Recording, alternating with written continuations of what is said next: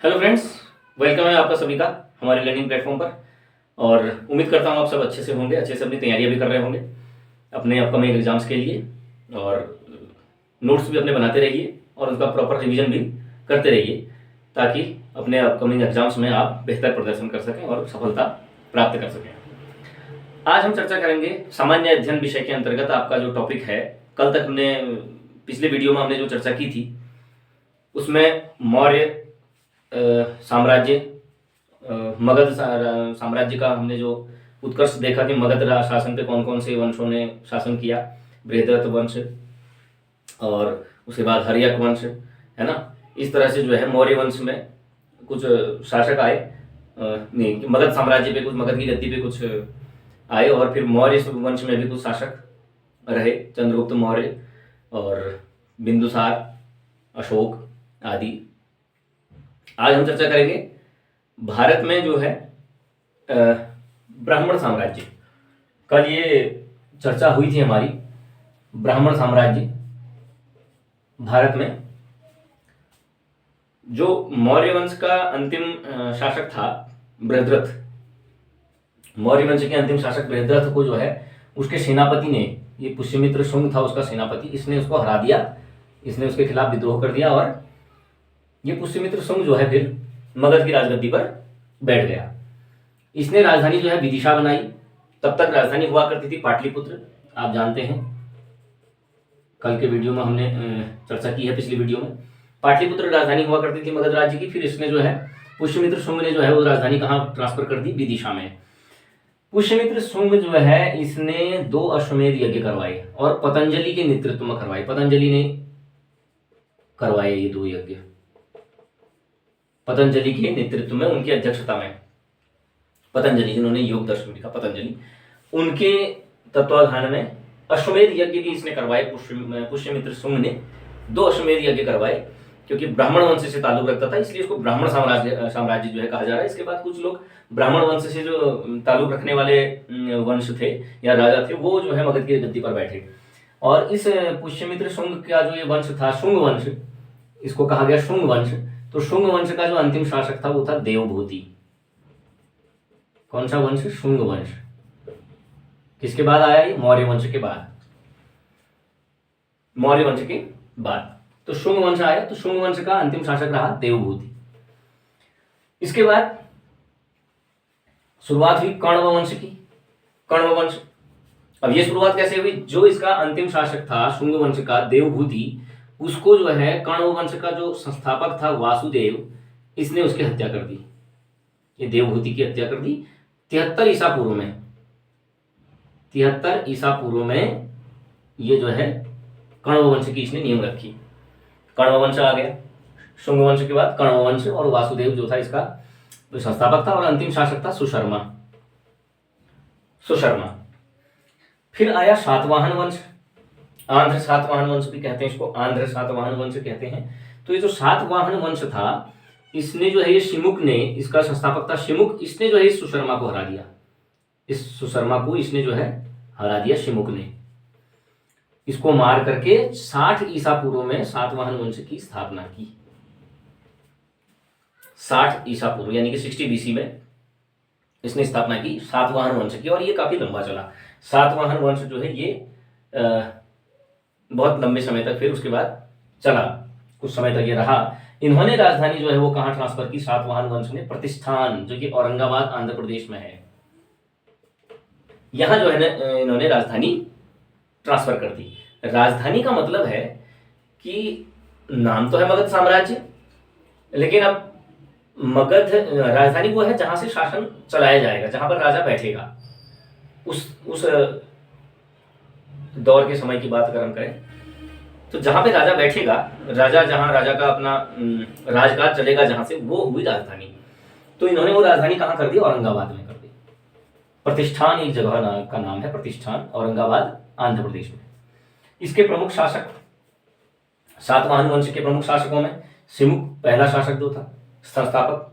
उसके बाद सातकर्णी, सातकर्णी भी, इसमें कई प्रकार के सातकर्णी, एक तो सातकर्णी है, एक गौतमी पुत्र सातकर्णी है, उसके बाद वशिष्ठी पुत्र पुलुवामी है। इस प्रकार से ये क्योंकि ब्राह्मण वंश के थे तो इस प्रकार से अपने नामों को इस तरह से रखा करते थे। और यज्ञश्री सातवाहनी एक राजा ये है। तो सातकर्णी नाम से इसमें जो है 3 राजा है सातकर्णी। एक सातकर्णी हो गया, गौतमीपुत्र सातकर्णी और यज्ञश्री सातकर्णी, और बीच में वशिष्ठी पुत्र पुलुवामी। तो ये जो है इसके करीब इसके प्रमुख शासक रहे हैं। इस समय के प्रसिद्ध साहित्यकार जो थे, एक थे हाल और एक थे गुणाढ्य। हाल और गुणाढ्य, हाल ने जो है गाथा सप्तशतक की रचना की और गुणाढ्य ने जो है लिखा है बृहद कथा। ये दो उस समय के इनके सातवाहन वंश के बारे में इन्होंने इसमें चर्चा की हुई है। इन 2 ग्रंथों के अंदर हाल ने जो है किया है गाथा सप्तशतक में और गुणाढ्य ने किया है बृहद कथा में। कभी कभार इन पुस्तकों के नाम और लेखकों के नाम भी पूछ दिए जाते हैं। तो ये साहित्यकार उस वक्त के प्रमुख रहे। फिर एक अगला इंपॉर्टेंट पॉइंट आता है कि सातवाहन वंश जो था उसके शासकों ने चांदी, तांबा और कांसा और सीसा के सिक्के चलाए। चांदी के सिक्के चलवाए, तांबे के सिक्के चलवाए, शीशे के सिक्के चलवाए, और सीसा मतलब एक धातु होती है सीसा, उसके सिक्के चलवाए, और कांसा के सिक्के चलवाए। सीसा और इनके जो है इन्होंने सिक्के प्रचलित करे अपने राज्य के दौरान।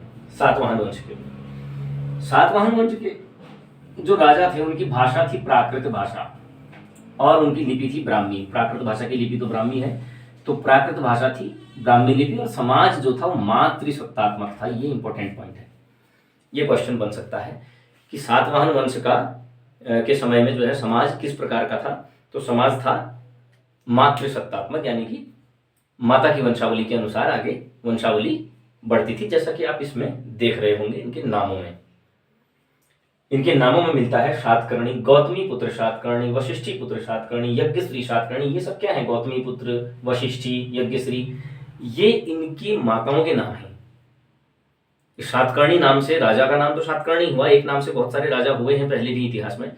तो ये इनके राजाओं का अपना नाम तो ठीक है, सातकर्णी है, लेकिन ये इनकी माताओं के नाम है। वशिष्ठी पुत्र पुलुवामी, वशिष्ठी पुत्र, अपने आप क्लियर हो रहा है कि वशिष्ठी का पुत्र है, वशिष्ठी उसकी माता का नाम।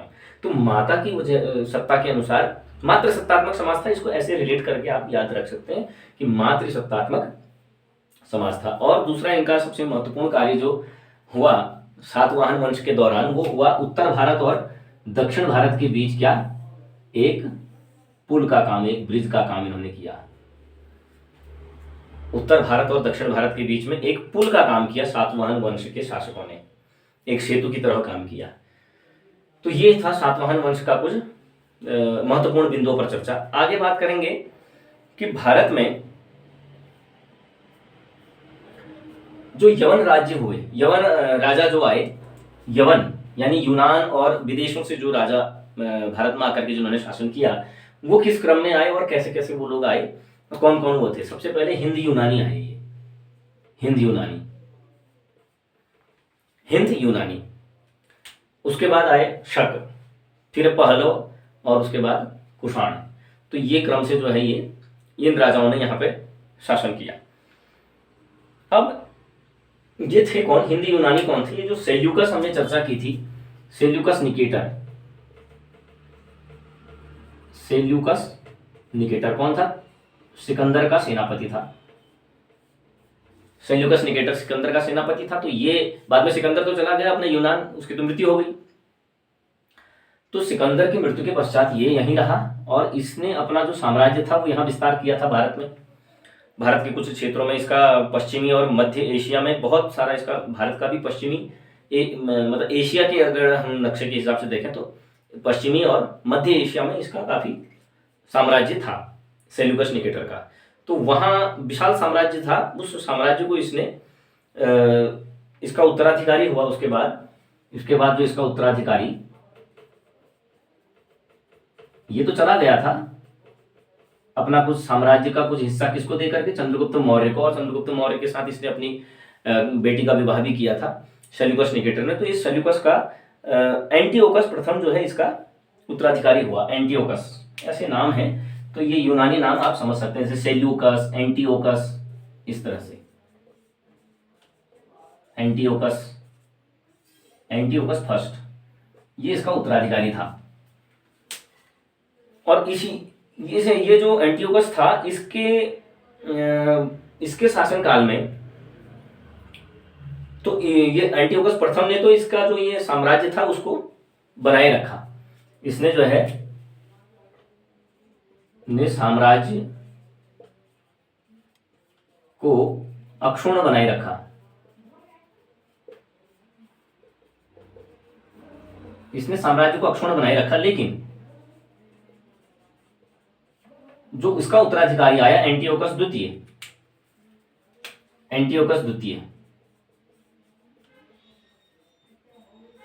एंटियोकस सेकंड जो था, इसके समय में जो है विद्रोह हो गया।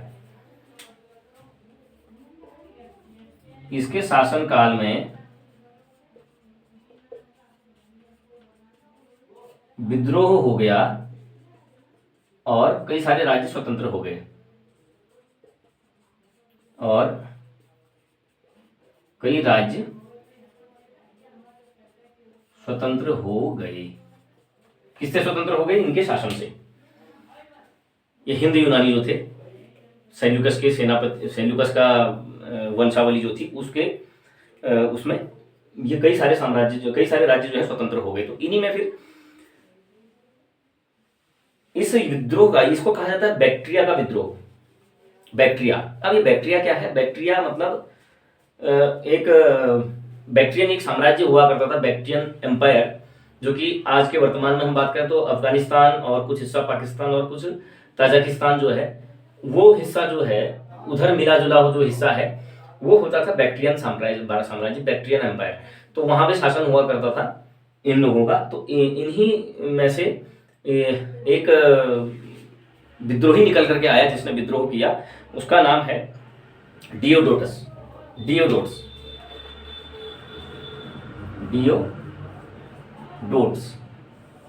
डियोडोटस जो था, इसके नेतृत्व में विद्रोह हुआ।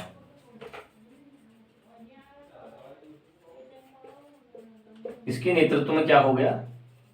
विद्रोह। डियोडोटस के नेतृत्व में यह विद्रोह हुआ। बैक्ट्रिया का विद्रोह भी इसको कहा जाता है। क्या कहा जाता है? बैक्ट्रिया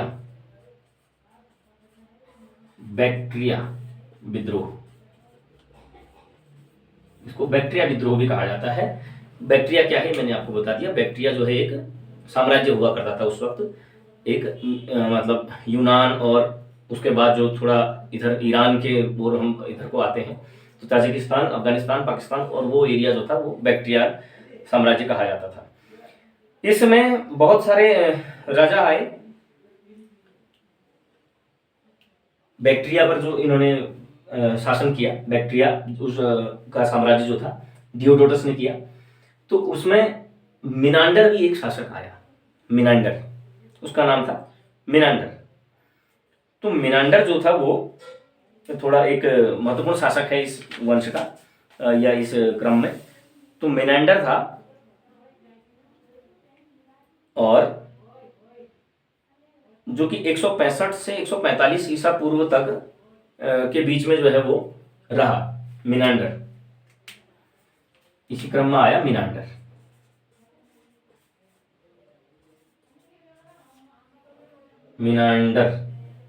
जो कि 165 से 145 ईसा पूर्व इसका कार्य जो शासनकाल माना जाता है। तो मिनांडर था, और इस मिनांडर ने जो है सियालकोट, जो शाकल है, शाकल कहा जाता था उसको, इसकी राजधानी जो है, राजधानी इसने बनाई शाकल देश में, शाकल में बनाई। शाकल का मतलब है वर्तमान में जो सियालकोट है पाकिस्तान, सियालकोट, वर्तमान का सियालकोट जो है वर्तमान में, उसको इसने जो है राजधानी बनाया इस मिनांडर ने। तो और थोड़ा नजदीक ये आ गया। फिर मिनांडर जो था, इसने ये जो सियालकोट था उस वक्त, शाकल, ये शिक्षा का भी प्रमुख केंद्र था, और ये भी भारत की तरफ भी बढ़ा। तो नागसेन, नागार्जुन जिसे कहते हैं, वो यहाँ राजा हुआ करता था। तो नागसेन से भी इसने जो है बौद्ध धर्म की शिक्षा ली, नागसेन से। और नागसेन और इसके बीच में एक प्रश्नोत्तर का एक दौर चला, प्रश्नावली हुई, उसको मिलिंदपन्हो कहा गया। मिलिंदपन्हो, नागार्जुन नागसेन और इस मेनांडर के बीच प्रश्न उत्तर का जो एक वर्णन है उसको कहा गया मिलिंदपन्हो, यानी कि मिलिंद के प्रश्न। तो ये था मेनांडर। और सबसे पहले सोने के सिक्के भी इन्हीं हिंद यूनानियों ने ही जारी किए।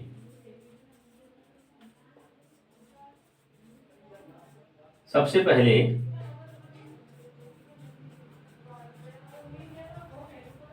सोने के सिक्के जारी किए हिंद यूनानियों ने। जो हिंद यूनानी शासक जो है यहाँ इंडिया में आए, जिन्होंने यहाँ शासन किया, तो इनको ये वो जाता है श्रेय कि इन्होंने सोने के सिक्के वो किए सबसे पहले। फिर उसके बाद आते हैं हम शक वंश पर। शक लोग आए,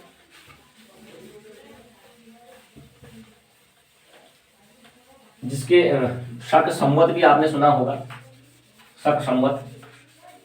ये शक लोग कौन थे और इसके बारे में थोड़ा सा चर्चा करेंगे। यूनानियों के बाद आए शक।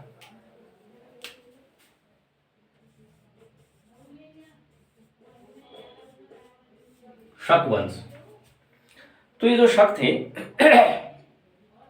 इनकी 5 शाखाएं थी और 5 शाखाएं थी इनकी। शकों की 5 शाखाएं और राजधानी जो थी अफगानिस्तान व भारत के अलग अलग क्षेत्रों में राजधानी थी।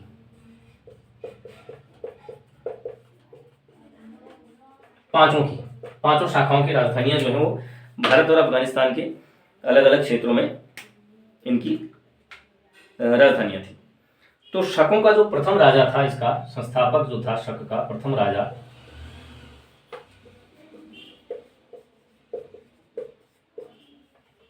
उसका नाम था मो।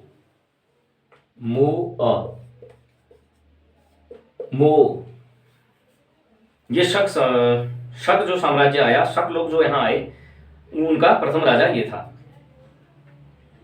ठीक है। उसके बाद ये लोग जो आए थे, इनके आने का प्रथम जो इनका जो आने का मुख्य कारण था,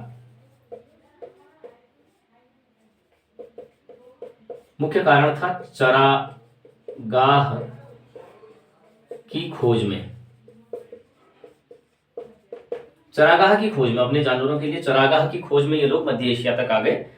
तो ये मध्य एशिया के निवासी थे और ये लोग यहाँ तक आ गए चरागाह की खोज में, अपने जानवरों के लिए। चरागाह की खोज के सिलसिले में ये लोग इंडिया तक, भारत तक पहुंच गए। मध्य एशिया के ये लोग रहने वाले थे शक। इन शकों के साथ 58 ईसा पूर्व में,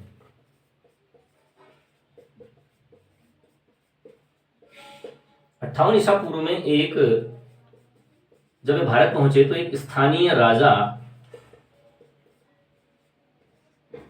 ने इन शकों को पराजित कर दिया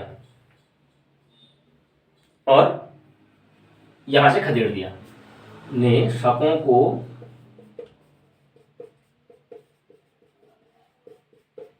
पराजित कर दिया और बाहर खदेड़ दिया एक स्थानीय राजा ने। और उसके बाद क्या हुआ? उसके बाद जिसके पश्चात उस राजा ने विक्रमादित्य की उपाधि धारण की। विक्रमादित्य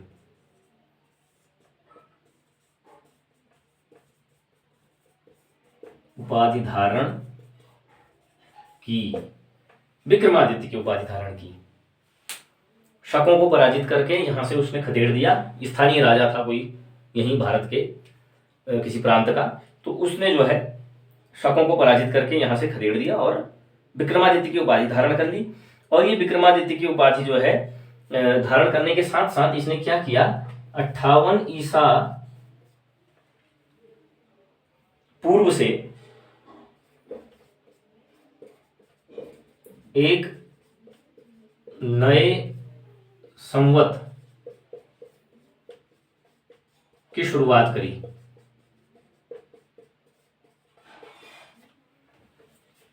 58 ईसा पूर्व में जब इसने ये शकों को यहाँ से खदेड़ के बाहर किया, तो उसके बाद इसने एक नए संवत की शुरुआत करी, जिसका नाम रखा इसने अपने विक्रमादित्य की उपाधि के आधार पर विक्रम संवत।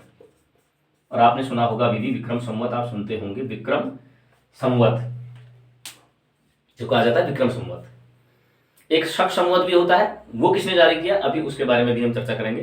तो ये विक्रम संवत जो है एक राजा ने यहाँ, जिसने शकों को पराजित करके बाहर कर दिया था यहाँ से, उसने विक्रमादित्य की उपाधि धारण कर ली थी और उसके बाद उसके नाम से विक्रम संवत भी उसने जारी कर दिया आगे को। 58 ईसा पूर्व में ये घटना हुई, इसलिए 58 ईसा पूर्व से विक्रम संवत जारी हुआ।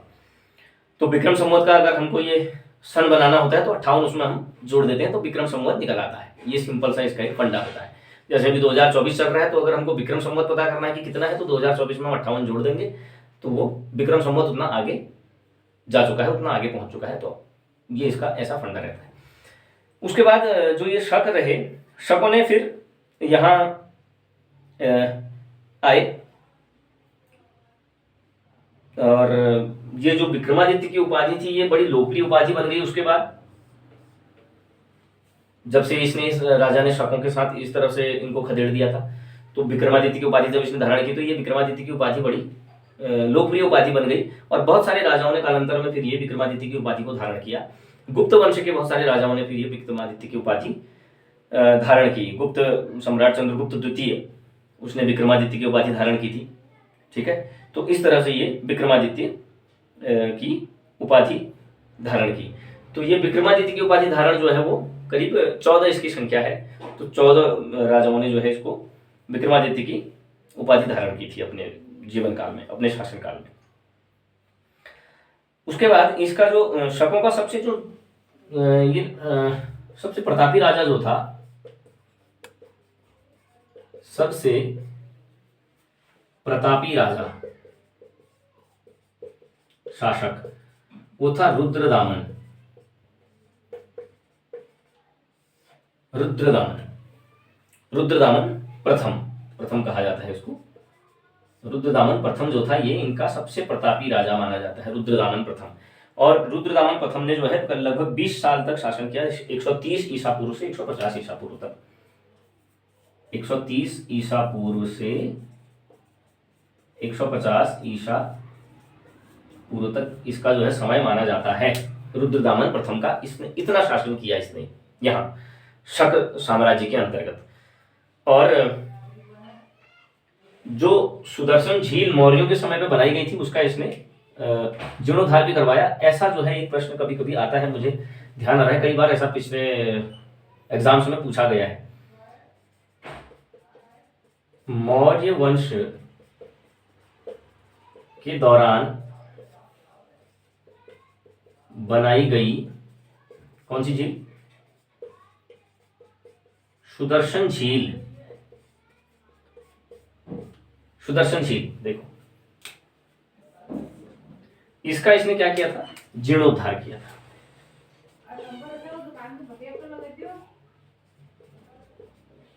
इसका जीर्णोद्धार किया किसने? इस रुद्रदामन ने। मौर्य वंश के लोगों के द्वारा, राजाओं के द्वारा सुदर्शन झील बनवाई गई थी काठियावाड़ में, तो उसका जो है इसने जीर्णोद्धार किया। और ये जो है, ये जो रुद्रदामन था, इस संस्कृत का बड़ा प्रेमी था, संस्कृत भाषा को बहुत पसंद करता था। और इसके समय से जो अभिलेख चले, वो फिर संस्कृत भाषा में अभिलेख लिखने शुरू किए गए इसके समय में। और ये जो शक थे, ये खुद को जो है क्षत्रप कहते थे। शक राजा स्वयं को क्षत्रप कहते थे। ठीक है, तो ये तो हो गया शकों के बारे में। तो शक वंश का ये रहा हिसाब किताब। आगे हम चलेंगे शक के बाद हम कुषाण वंश की बात करेंगे। कुषाण, कि कुषाण कौन थे और वो क्या, कब, कैसे आए, और उनमें कौन कौन लोकप्रिय राजा रहे। कुषाण, कुषाण वंश या कुषाण कह दिया जाता है। तो ये जो कुषाण थे ये पहलव वंश के बाद भी आए, पहलव वंश एक रहा इसके बीच में, उसके बाद ये कुषाण आए और ये कबीले वाले थे। दरअसल ये इनका जो था एक कबीला था, ये कबीलाई थे, कबीलाई लोग थे, यानी कि कबीले वाले थे, जनजाति वाले जैसे होते हैं कबीले वाले, तो उस तरह के ये लोग थे, कबीले के, कबीले में रहने वाले। और इनका जो संस्थापक था, संस्थापक जिसने ये शासन किया वो था कडफियस, संस्थापक था कडफिसेस, ठीक है, कडफिसेस, कडफिसेस, तो ये इसका संस्थापक था कडफिसेस, कुषाण वंश का। और इस वंश में इसका जो सबसे प्रतापी राजा था, सबसे प्रमुख और प्रतापी राजा वो हुआ कनिष्क। कौन हुआ? कनिष्क।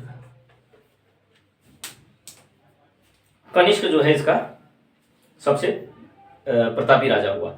और कनिष्क जब गद्दी पर बैठा तो वैसे इनकी राजधानी जो थी वो पेशावर थी, राजधानी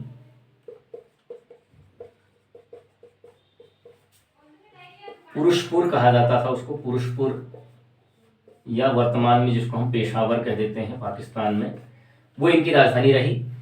और ये जब गद्दी पर बैठा कनिष्क, कनिष्क बैठा 78 ईस्वी में गद्दी पर, 78 ईस्वी, ईसा पूर्व नहीं, 78 ईस्वी में ये गद्दी पर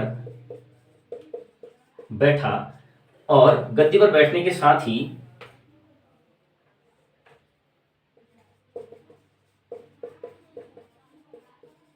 इसने एक नए संवत की शुरुआत कर दी,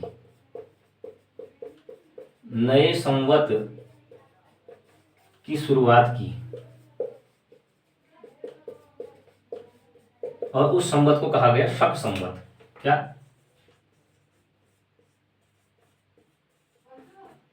शक संवत, उसको कहा गया शक संवत। शक संवत की शुरुआत कब हुई? 78 ईस्वी में से।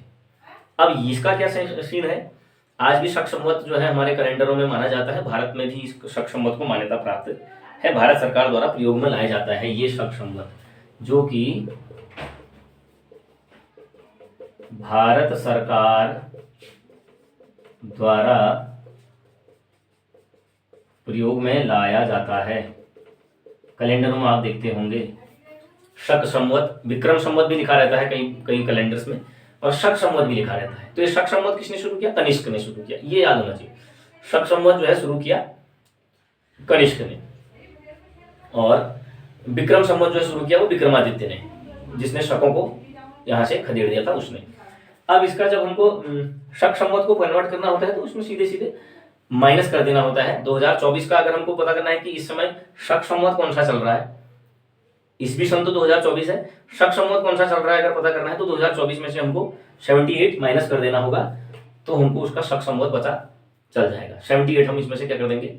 माइनस कर देंगे। तो 78 माइनस करेंगे तो लगभग 1900 आपका 44 के आसपास ये बैठेगा, 1944 या 46 के आसपास ये बैठ जाएगा। तो ये उतना अभी शक संवत वो चल रहा है। विक्रम संवत आगे बढ़ गया है इससे, क्योंकि वो 58 ईसा पूर्व की बात थी। तो ये जो है इस तरह से कुछ ये चलते हैं संवत ये लोग। अच्छा, इसके बारे में एक और इम्पोर्टेंट जो है, आपने इसका नाम सुना होगा, इस कनिष्क का, कनिष्क का नाम आया था, चतुर्थ बौद्ध संगीति जो हुई थी इसी के टाइम पे हुई थी, चतुर्थ बौद्ध संगीति, चतुर्थ बौद्ध संगीति इसके टाइम में हुई थी। कब हुई थी? प्रथम शताब्दी में, प्रथम शताब्दी, ईसा की प्रथम शताब्दी में हुई थी ना, हमने जब बौद्ध धर्म और ये कवर किया है तो उस वीडियो में हमने ये बता रखा है।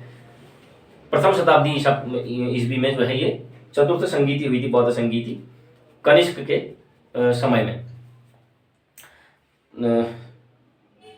कुंडलवन कश्मीर में हुई थी, ठीक है। और उसका जो अध्यक्ष हुआ था, कौन हुआ था? वसुमित्र की अध्यक्षता में ये चतुर्थ बौद्ध संगीति हुई थी कुंडलवन कश्मीर में, प्रथम शताब्दी में, ईस्वी की प्रथम शताब्दी में। तब राजा था कनिष्क।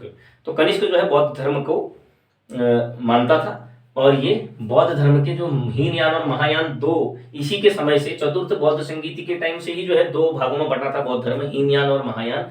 तो ये जो महायान शाखा है, महायान जो इसकी शाखा थी बौद्ध धर्म की, उसको मानने वाला था। ये जो है महायान को मानने वाला था, महायान शाखा को मानता था। किसकी शाखा थी महायान? बौद्ध धर्म की,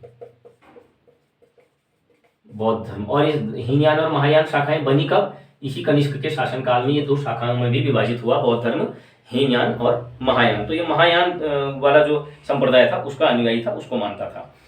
इसी के समय में स्वर्ण मुद्राएं तो हिंदी यूनानी जो थे शासक, उन्होंने सबसे पहले यहाँ जारी की सोने के सिक्के। लेकिन इसने बहुत अधिक मात्रा में जो है सोने के सिक्के जो है जारी किए। कनिष्क ने बहुत अधिक सोने के सिक्के अधिक मात्रा में इसने जारी किए, और बहुत शुद्ध सोने के सिक्के हुआ करते थे। इसी के जो दरबार में राजवैद्य थे, राजवैद्य जो थे, कनिष्क की बात हम कर रहे हैं, कनिष्क के जो राजवैद्य थे वो थे चरक। कौन थे? चरक, जिन्होंने क्या लिखी? चरक संहिता। चरक संहिता लिखी थी चरक ने। इस पर भी हमने चर्चा की है विगत पिछले वीडियोज में, आप उसको जाके देख सकते हैं। तो चरक संहिता का जो लिखा है वो जो है चरक उसके रचयिता हैं, चरक ने दी है चरक संहिता। और ये चरक कौन थे? ये चरक जो है इनके दरबार में, कनिष्क के दरबार में राजवैद्य का काम किया करते थे, राजवैद्य के तौर पर थे। और इन्हीं के समय में जो राजकवि हुआ करते थे अश्वघोष, इसके राजकवि थे अश्वघोष। चरक के ये क्या कनिष्क के राजकवि थे अश्वघोष। और इन्होंने जो है रचना की थी बुद्ध चरित्र की, बुद्ध चरित्र की इन्होंने रचना की थी अश्वघोष ने। चरक ने किया चरक संहिता, ये राजवैद्य थे, ये राजकवि थे, इन्होंने बुद्ध चरित्र की रचना की। और बुद्ध चरित्र में जो है इसको जो है बौद्ध धर्म का रामायण माना जाता है। ये भी एक मान्यता है कि बुद्ध चरित्र को बौद्ध धर्म का रामायण के तौर पर मान्यता प्राप्त है। बौद्धों का रामायण इसको कहा जाता है, बुद्ध चरित्र को। इनके दरबार में बहुत सारी ऐसी विभूतियां थी, पार्श्व, वसुमित्र, नागार्जुन और महाचेत, ये सब इनके दरबार में रहते थे। भारत का आइंस्टाइन जो है, भारत का आइंस्टाइन, देखिए ऐसा प्रश्न पूछ दिया जा सकता है, भारत का आइंस्टाइन किसको कहा जाता है? भारत का आइंस्टाइन कहा जाता है नागार्जुन को।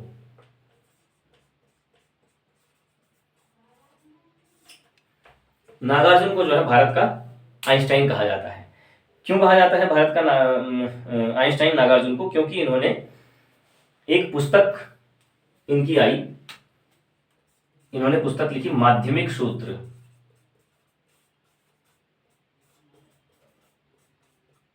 माध्यमिक सूत्र एक पुस्तक लिखी, और उस पुस्तक में इन्होंने सापेक्षता का सिद्धांत दिया, थ्योरी ऑफ रिलेटिविटी, सापेक्षता का सिद्धांत, इसका प्रतिपादन उन्होंने किया नागार्जुन ने उस बुक में। लेकिन अब वर्तमान समय में सापेक्षता के सिद्धांत का जो जनक माना जाता है वो आइंस्टीन को ही माना जाता है वैसे। लेकिन यहाँ अगर देखा जाए हमारे भारत में, तो इस प्रकार के भी राजा हो या ऐसे भी वैज्ञानिक हुआ करते थे जिन्होंने बहुत समय पहले ही, हजारों साल पहले ही जो है उसकी कल्पना दे दी, सापेक्षता का सिद्धांत, थ्योरी ऑफ रिलेटिविटी।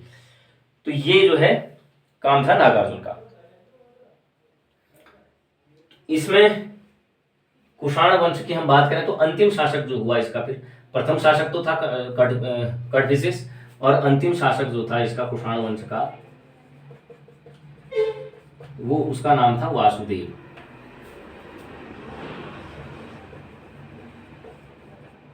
वो उसका नाम भी था वासुदेव। यह अंतिम शासक हुआ कुषाण वंश का। और 102 ईस्वी में कनिष्क की मृत्यु हुई। कनिष्क जो था इसकी मृत्यु 102 ईस्वी में हुई।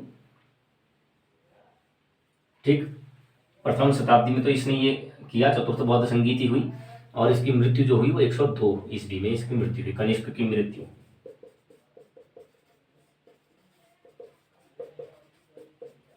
102 ईस्वी में, 102 ईस्वी में कनिष्क जो है यहाँ से मतलब चला गया। और कला में अगर बात करें तो गांधार कला और मथुरा कला, दो जो विशेष शैली की कला है। कला में गांधार शैली,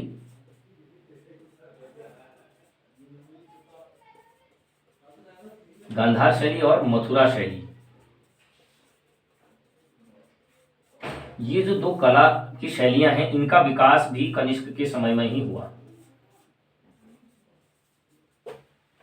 गांधार शैली और मथुरा शैली किस क्षेत्र में? कला के क्षेत्र में। कला में अगर बात करें तो गांधार शैली और मथुरा शैली का विकास जो है इसी कनिष्क के समय में हुआ। तो कनिष्क जो है अपने आप में एक प्रतापी राजा माना जाता है कुषाण वंश का, जिसके शासनकाल में बहुत सारी चीजें हुई। उसके बाद अब अगले, उम्मीद करता हूँ ये आपको समझ में आया होगा। आज हमने देखा यवन और उसके बाद जो बाहर के जो लोग यहाँ आए उनके बारे में।